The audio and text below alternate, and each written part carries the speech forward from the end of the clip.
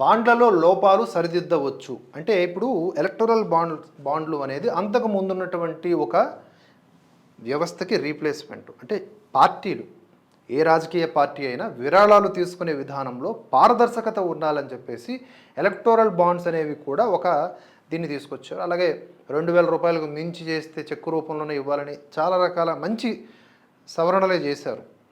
ఎందుకంటే ఈ పార్టీలు, ఈ రాజకీయ పార్టీలు ఎక్కడెక్కడి నుంచి డబ్బులు తీసుకుంటున్నాయి అనేది ఇంతకుముందు సస్పెన్స్గా ఉండేది. ఇప్పుడు అట్లీస్ట్ తెలుస్తూ ఉన్నాయి.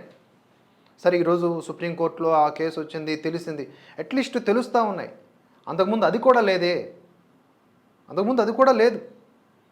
ఇప్పుడు కొన్ని గేమింగ్ కంపెనీలు ఉన్నాయి. కొన్ని గేమింగ్ కంపెనీస్ అన్నీ కూడా బీజేపీ కంటే కూడా మిగతా పార్టీలకు ఎక్కువగా ఇచ్చినాయి. బెట్టింగ్ కంపెనీలు, గేమింగ్ కంపెనీలు, ఈ ఆన్లైన్ గేమింగ్ కంపెనీలు బీజేపీకి ఒక 5% ఇస్తే మిగతా వాటికి, మిగతా పార్టీలకు టీఎంసీ, వైసీపీ, తృణమూల్, అది మిగతా కాంగ్రెస్ పార్టీ, వీటికి ఎక్కువ ఇచ్చినాయి.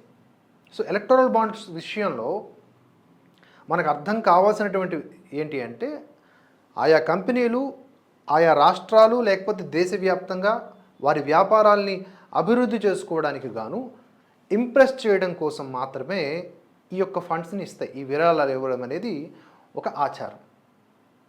ఓకే, అయితే ఇక్కడ తీసుకున్నటువంటి ఆ విరాళాల ద్వారా వారికి రాంగ్ వేలో పర్మిషన్స్ ఇవ్వటం కానీ, వారు తప్పు చేస్తున్న ప్రశ్నించకపోవడం కానీ చేస్తే అప్పుడు దాన్ని మనం ప్రశ్నించాలి.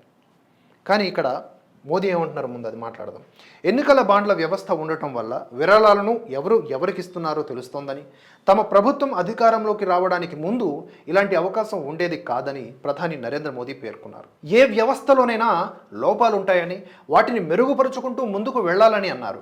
ఆదివారం ఒక టీవీ ఛానల్కి ఇచ్చిన ముఖాముఖిలో ఆయన ఈ మేరకు స్పందించారు. ఎన్నికల బాండ్ల వ్యవహారంలో ప్రభుత్వానికి ఇబ్బందికర పరిస్థితి ఎదురైందన్న అభిప్రాయాన్ని ఆయన త్రోసిపుచ్చారు. ఏ వ్యవస్థ లోపరహితం కాదు. బాండ్ల విషయంలో ఎదురు దెబ్బ తిన్నామని చెప్పేలా మేమేం చేశామో చెప్పండి.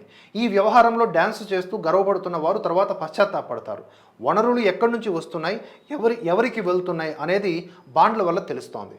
నేను చేసే ప్రతి పనిలో రాజకీయాలను చూడకూడదు. నేను దేశం కోసం పనిచేస్తాను. ఓట్లే ప్రామాణికమైతే ఈశాన్య రాష్ట్రాలకు అన్ని పనులు చేసి ఉండకూడదు కదా. ఇతర ప్రధానులంతా కలిసి అక్కడికి ఎన్నిసార్లు వెళ్ళారో నేను ఒక్కడనే అంతకంటే ఎక్కువసార్లు వెళ్ళాను. నేను రాజకీయ నాయకుడైనంత మాత్రాన ఎన్నికల్లో గెలుపు కోసమే పనిచేయాలనేం లేదు. తమిళనాడులో మాకు లభించే ఓట్లు డిఎంకేకు వ్యతిరేకమైనవి కాదు, అవి భాజపా అనుకూలమైనవి. తమిళ ఓటర్లు ఈసారి మాకు పట్టం కడతారు అని మోదీ ఈ సందర్భంగా మాట్లాడడం జరిగింది. అలాగే కచ్చతీవు అంశాన్ని కూడా తీసుకొచ్చారు. ఏదైతే అప్పనంగా మనం నెహ్రూ గారు గిఫ్ట్గా ఇచ్చేసి మనకు ఇబ్బంది పెడుతూ ఉన్నారో ఆ దీవుల గురించి కూడా ప్రస్తావన ఇప్పుడు రాజకీయంగానే బయటకు వచ్చింది. కానీ రాజకీయంగా వచ్చిన జనాలకు తెలియాల్సిన అవసరం ఉంది. సో ఎలక్టోరల్ బాండ్ల మీద ఇది మోదీ గారి ఒపీనియన్. నితిన్ గడ్కరీ గారు మాట్లాడినటువంటి విషయం ఏంటంటే ఎలక్టోరల్ బాండ్స్ అనేవి ఎవరికి ఎక్కువగా రేటింగ్ ఉంటే వాళ్ళకు వస్తాయి అని మాట్లాడారు. రాజకీయంగా ఎవరికి ఎక్కువ రేటింగ్ ఉంటే, భాజపాకు ఎక్కువ రేటింగ్ ఉంది కాబట్టి మాకు వచ్చాయి. అధికారంలో ఒక పాయింట్లో చెప్పాలంటే అధికారంలో ఎవరు ఉంటే వారికే ఎక్కువగా ఈ యొక్క విరాళాలు వస్తాయి. దీనిపైన పెద్దగా రచ్చ చేయాల్సిన అవసరం లేదు.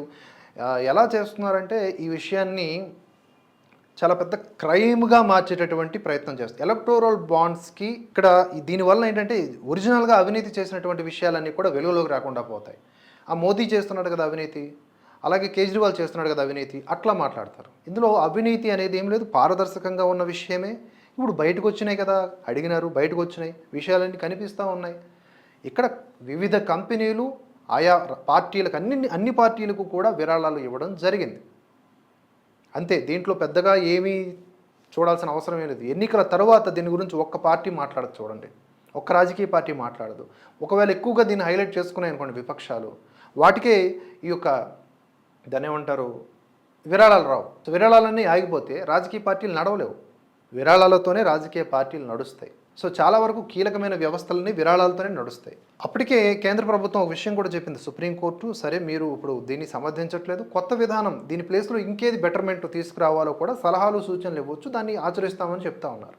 ఎవరైతే ఎలక్టోరల్ బాండ్స్ సిస్టమ్ని క్రిటిసైజ్ చేస్తున్నారో తీవ్రంగా, అంటే అవసరం అయినంత వరకే కాదు, అవసరం కంటే మించి అజెండాలో భాగంగా, మరి ఏ విధానం బెటర్మెంట్?